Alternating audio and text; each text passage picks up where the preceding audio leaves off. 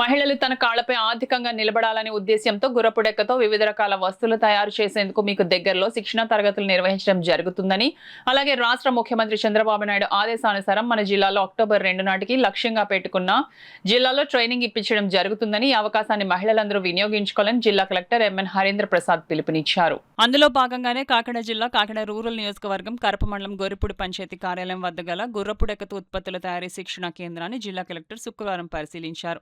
ఈ సందర్భంగా ట్రైనింగ్ తీసుకుంటున్న మహిళలకు గుర్రపుడెక్కతో ఏ విధమైన వస్తువులు తయారు చేసుకోవచ్చని అవగాహన కల్పించారు.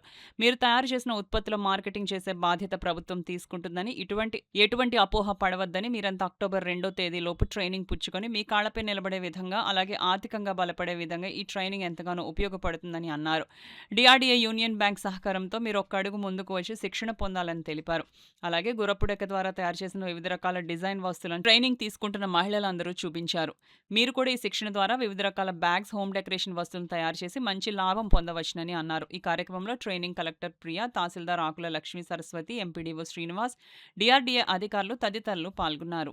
డిఆర్డీఏ తరఫున అదేవిధంగా యూనియన్ బ్యాంక్ తరఫున rural self employment training institute అంటారు, ఆర్సిఐటి అంటారు, వారి ద్వారా కూడా మనము శిక్షణ కార్యక్రమం చేపడుతున్నాము. మేము మీ దగ్గర నుంచి కోరేది ఒకటే, మీరు ఒక్క అడుగు ముందు పెట్టండి, మేము కూడా మీతో తోడుగా ఉండి మీకు కావాల్సిన శిక్షణ ఇచ్చి మీకు ఆ యూనిట్ ఏవైతే కావాలో, ఫర్ ఎగ్జాంపుల్ బ్యాగ్ తయారు చేయడానికి ఏదైనా ఒక ఫోల్డింగ్ మెషిన్, ప్రెస్సింగ్ మెషిన్, అలాంటి ఏదైనా ఉపకరణాలు అవసరం ఉంటే కూడా వాటిని కూడా మనము మీకు ఇచ్చే విధంగా, సబ్సిడీలో ఇచ్చే విధంగా కూడా అనుసంధానం చేసి ఇవ్వడం జరుగుతుంది. ఈ సందర్భంగా మీకు తెలియజేస్తున్నాను.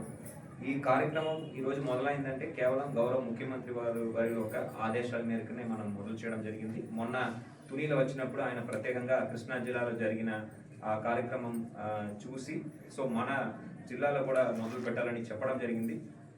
అందుకే అక్టోబర్ 2 నాటికి మనము ఈ కార్యక్రమం పూర్తి చేసి ఇక్కడ ఉన్న మహిళలు స్వయంగా తయారు చేసే విధంగా అక్టోబర్ 2 నాటికి ఒక లక్ష్యంగా పెట్టుకొని మనము ట్రైనింగ్ ఇస్తున్నాము.